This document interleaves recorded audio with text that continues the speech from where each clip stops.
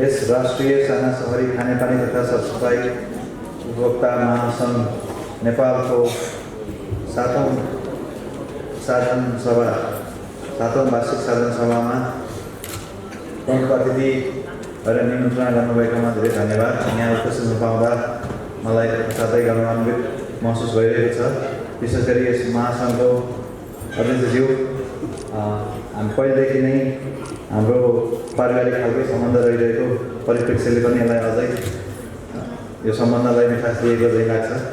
र त्योभन्दा पनि महत्त्वपूर्ण खानेपानी भन्ने बित्तिकै अब यसमा थप यो किन आवश्यक छ, किन महत्त्वपूर्ण छ भन्नुपर्ने विषय नै होइन जस्तो लाग्छ। हामीले हाम्रो पार्टीको वाचापत्रमा पनि खानेपानीलाई सबैभन्दा आधारभूत प्राथमिकता भएको कारणले विशेष महत्त्वका साथ राखेका थियौँ हाम्रो 100वटा वाचापत्रमध्येमा।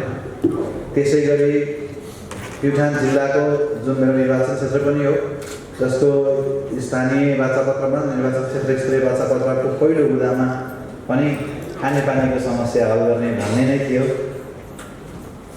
त्यसैले हामी यो स्वास्थ्यको कुरा गर्छौँ, थुप्रै कुरा गर्छौँ, तर यो गर्नुभन्दा अगाडि सबभन्दा पहिला आधारभूत स्वच्छ खानेपानीको कुरामा धेरै छलफल विमर्श वकालत गर्नुपर्छ जस्तो नै लाग्दैन, गर्नुपर्ने विषय नै हुनुपर्छ जस्तो लाग्दैन।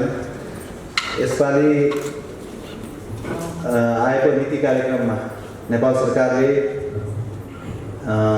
ल्याएको नीति कार्यक्रममा पनि विक्रम सम्वत 2087 सालसम्ममा सम्पूर्ण नेपाल देशभरि नै खानेपानीको स्वच्छ खानेपानीको सुविधा पुर्याउने भन्ने लक्ष्य राखेको छ। यो लक्ष्य प्राप्त गर्नका लागि हजुरहरू जस्तो उपभोक्ता महासङ्घ यसको पिलर हो। हामीले भन्दै गरेको खानेपानी आधारभूत आवश्यकता हो भन्ने विषयमा पनि यो सम्पन्न गर्ने त सरकारले भन्छ, तर यो सम्पन्न गराउने र घर घरमा धारा टुटी पुर्याउने ट्याङ्की बनाउने त हजुरहरूले हो। त्यसैले नेपाल सरकारले गरेका वाचाहरू, हाम्रो पार्टीले गरेका वाचाहरू र हामीले देख्न खोजेका परिवर्तनहरूको संवाहक नै तपाईँहरू जस्ता साना सहरी खानेपानी तथा सरसफाइ उपभोक्ता समितिहरू हो। त्यसैले तपाईँहरूलाई सबभन्दा पहिला पार्टीको तर्फबाट, एउटा प्रतिनिधि सभाको सदस्यको तर्फबाट धन्यवाद दिन चाहन्छु। अब धेरै भाषण गर्ने भन्दा हामी काम गर्ने भन्ने नै छौँ, तपाईँलाई जानकारी नै छ। तर खानेपानी विषयमा के काम गर्नुपर्ने छ भन्ने विषयमा सरकारलाई ज्ञान छ, बोध छ। अघि मोहन नागरको बच्चाले भन्नुभएको म सम्मान्य प्रधानमन्त्रीको सचिवालयको सदस्य त होइन, म सांसद हो। 17 सचिवालयसँग सम्बन्ध अप्रोच हुने गर्दछ। उहाँसँग विभिन्न विषय विज्ञताका हिसाबले हुनुभएका सांसदहरूले उहाँहरूलाई आमन्त्रण गर्नुहुन्छ। हामीसँग अहिले इन्जिनियरहरू हुनुहुन्छ, अर्बन प्लानरहरू हुनुहुन्छ सांसदकै रूपमा।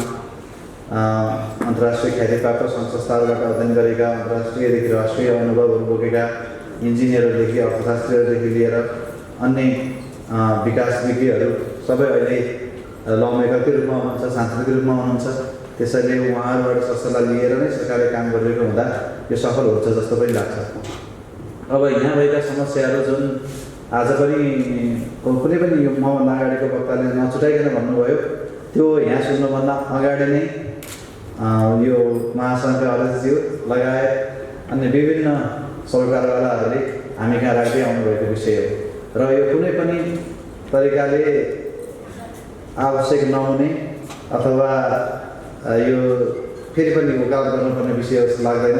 खानेपानी आधारभूत सेवा, आधारभूत आवश्यकता हो र यो सेवामूलक संस्था हो भन्ने बित्तिकै यसमा भ्याट लाग्नुपर्ने कुनै कारण छ जस्तो मलाई लाग्दैन व्यक्तिगत रूपमा।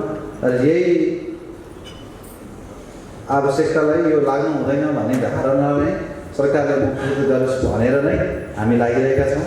यो कार्यक्रम तत्कालै मलाई यस पश्चात लगत्तै मलाई अर्थ मन्त्रालय जानु छ र बजेटको समय लगभग पनि नआइसक्यो हुनाले अब आर्थिक विधेयक र विनियोजन विधेयकमा छलफल गर्नु छ। त्यो आर्थिक विधेयकमा पनि हुनुपर्ने विषयहरूमध्येमा के हुनेछ भनेर मेरो 1 नम्बरको मेरो डायरीको बुँदामा खानेपानीबाट भ्याट हटाउनुपर्छ।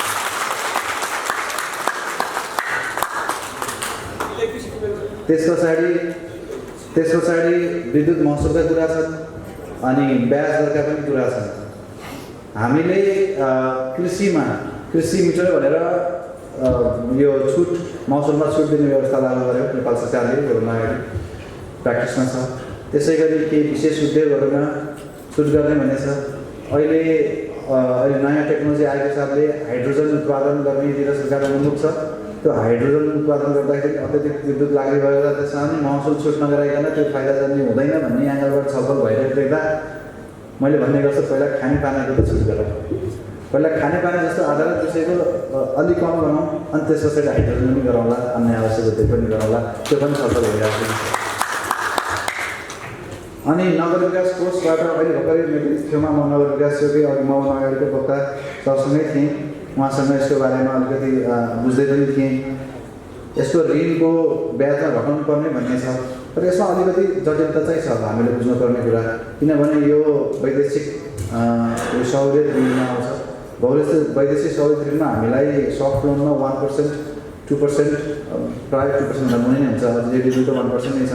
त्यति लोन हुँदाखेरि पनि हामीले 1% भन्दा बढी तिर्नुपर्ने हुन्छ नेपाल सरकारले, किन भन्दाखेरि यो युएसडीमा आउँछ, भनेको वैदेशिक मुद्रामा आउँछ। अमेरिकाको त्यो पैसामा तोकिन्छ यति रकम नेपाल सरकारले लिने भनेर, र त्यो डलरको भाउ चाहिँ बढेको छ होइन। डलरको भाउ चाहिँ तपाईँको अहिले पछिल्लो समय त झन् अत्याधिक छ, तर पछिल्लो 5 वर्षको सरदर हेर्ने भने पनि 4% हाराहारीमा चाहिँ हाम्रो नेपाली पैसा चाहिँ डलर भाउभन्दा चाहिँ घट्दै गएको छ। त्यसैले ब्याज 1% मात्र भए पनि त्यो डलरमा हामीले पैसा तिर्नुपर्ने हुँदाखेरि 1 वर्षपछि पैसा तिर्दा त्यो डलर चुक्ता गर्नका लागि हामीले त्यो सुरुमा भन्दा बढी नै नेपाली रुपैयाँ चाहिने हुनाले हामीले त्यो समेत गर्दाखेरि हामीलाई बढी ब्याज पर्न गएको हो त्यो कुरा। तर जति बुझे पनि फेरि ब्याज त बढी नै पर्न गयो हजुरलाई भन्ने कुरा छ। त्यही भएर यसको उपायहरू के हुनसक्छ भन्नेमा हामी सोचिरहेका छौँ। जस्तो ब्लेन्डेड फाइनेन्स भनिन्छ, केही ग्रान्ट थपेर अनि यो ऋणको टोटल सावा नै कम गर्न सकिन्छ कि, अथवा नेपाल सरकारले यो कन्ट्रिब्युसन मोडलमा चाहिँ नेपाल सरकारको तर्फबाट अलिक बढी हुनसक्छ कि।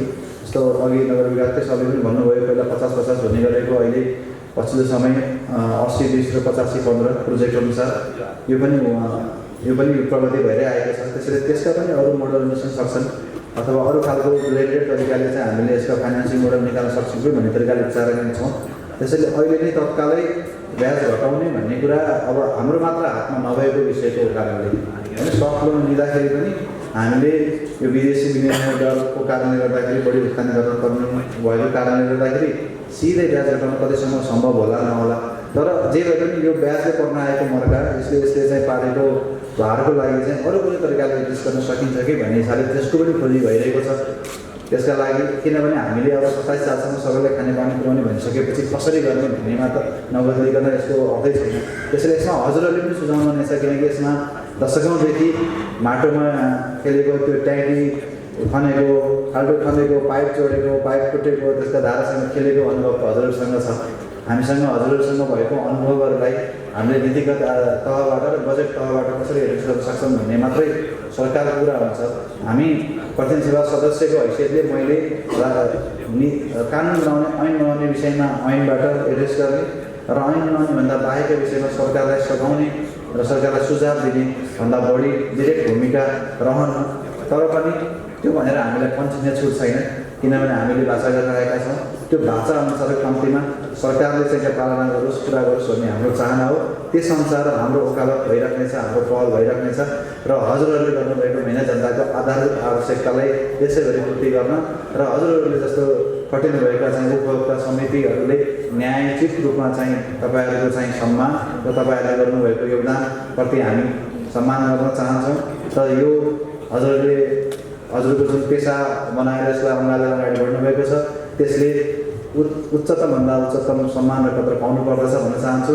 यति भन्दै बाँकी यो पछिको साधारण सभाको लागि शुभकामना व्यक्त गर्दै हजुरमा बिदा हुन चाहन्छु। धन्यवाद। धन्यवाद।